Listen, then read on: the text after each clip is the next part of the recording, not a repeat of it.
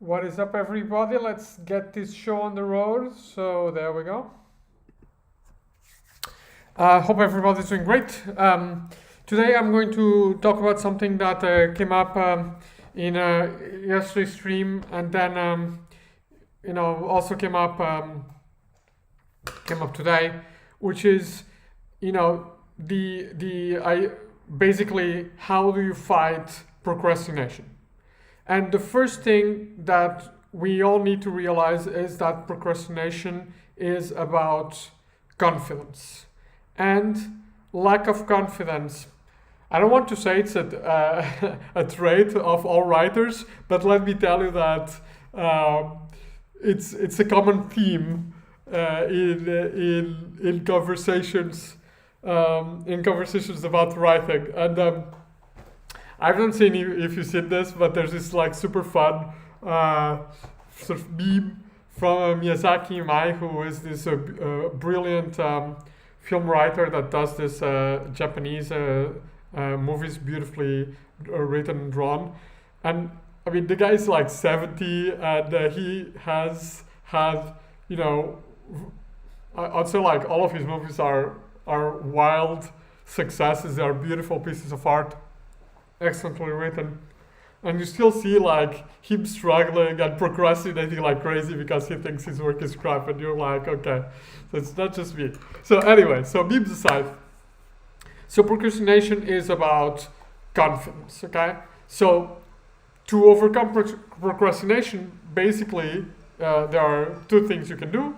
One is you can develop confidence. This takes a long time, and that's something that writers are really good at. Or you can sort of like, no, in the meantime, sorry, I have some hair here.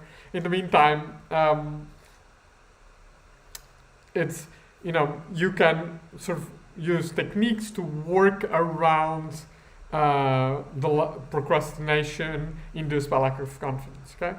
The technique that I found most useful is to split my writing in multiple steps, because the problem with confidence is with writing, the final thing, right? What's going to be on the paper. So basically, what you have to do is postpone writing the final thing as, I wouldn't say as much as you can, but enough that the last step where you are moving from, outline drafts, whatever, to the final thing, it's almost copy pasting. Okay, that's the idea. So what I want to do is I'm going to flip the camera here and put my Scrivener on in the front stage, and I'm going to show you what I have done for for this paper that I'm reviewing. I'm beginning to write the revision today, right? So after taking some steps. So this is what I did. I'm going to show you. My review notes are here. Okay. So basically, what I did. Let me put reading notes here. Put this here, and I'm going to disappear from the screen so that I can show you my process. Okay. So there you go. There we go. So the first thing that I did was I read a lot. Okay, and this was literature that a reviewer said, okay, you need to read this, and because what you have done in your paper has already been done, so read them and weep, boy. I'm like, okay, this boy will read, but not weep, because I can find the gap, my contribution. Anyway, so I read through all of this. So this was step 0, reading. Okay. Then step 1, I did a summary of my reading notes. Why? Because otherwise I'll be procrastinating writing editing the paper. So I did a summary of my reading notes, and I did so based on the 4 criticisms that reviewers levied against the paper. So here they are. Okay. Then I did a second step. And in this second step, what I did is I split my summarized reading notes into things that argue for novelty, so showing that there is a gap, that I'm telling something new, and things in the literature that support, sort of say, there's this conversation ongoing around this topic where there is a gap. Okay, so I split notes in two. In doing that, I reduced a little bit of the notes, and I just pasted sort of the key sentences from readings. Now this is useful obviously because then when I'm writing the paper, I already have, if I want to use quotes, I already have them here. Okay, so that's what I did. And then my final step was I went through this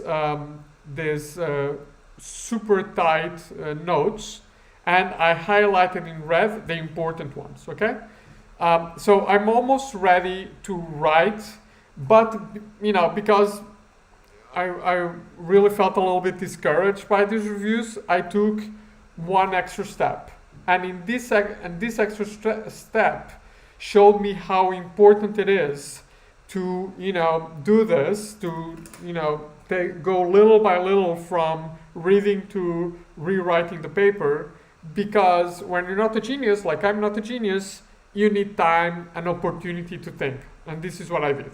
Okay, so what I did then is I went to my review notes, which are basically the reviewer letters stripped of anything that is negative, comments about the quality of my work, and only focusing on the facts, on the changes to the manuscript. Okay, and I began to write down answers to these to these points. Okay, so basically I almost like did the letters to reviewers before writing the article, because this basically allows me to write a summary of my revision strategy that just doesn't stay in my Scrivener file. That is actually useful because it is replying to reviewers. Okay, now as I was doing that, and this is the part of this is something that is just not something that you do for confidence, but that you do for thinking,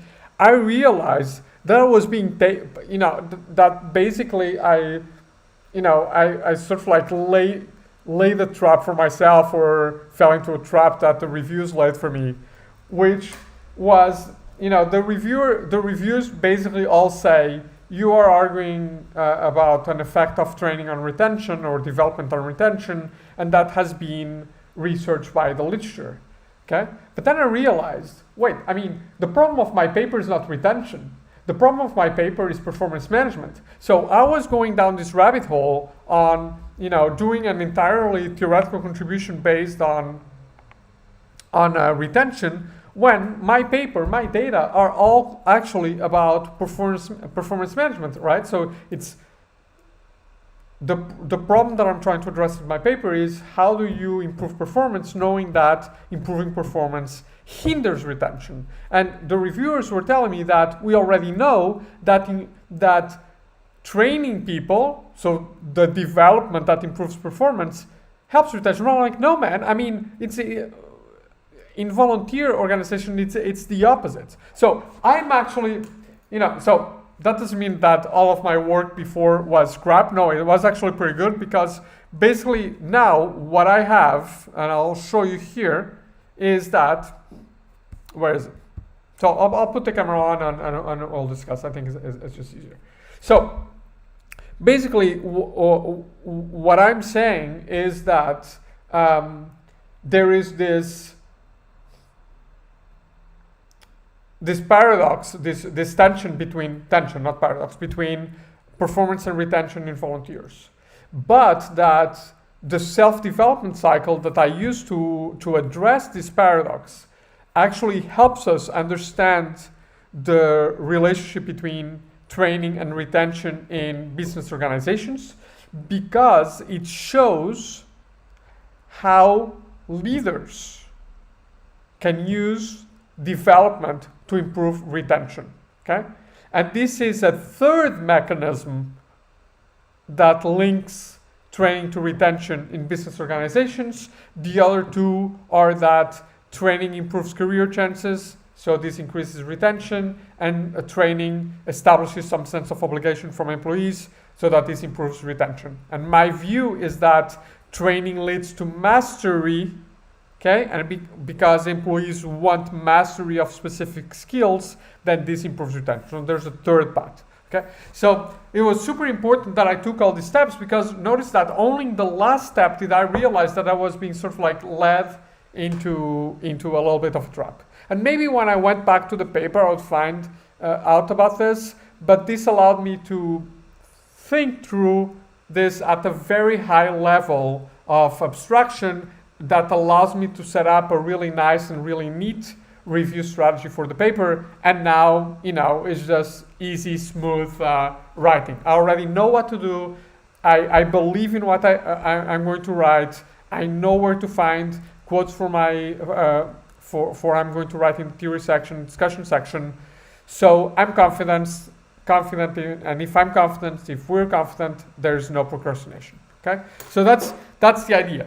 The key is split your writing into steps, so that when you arrive at putting things on paper for the article, when you're actually writing the text, you're confident, and to some extent you're either almost copy pasting or adding words to an outline that already exists, and that's easy. Okay, hope this was useful for everyone. Before wishing everybody a nice weekend, I do want to tell you about this super cool idea that I had. For those of you who teach and advise master students, I started a new series on YouTube. I'll show you.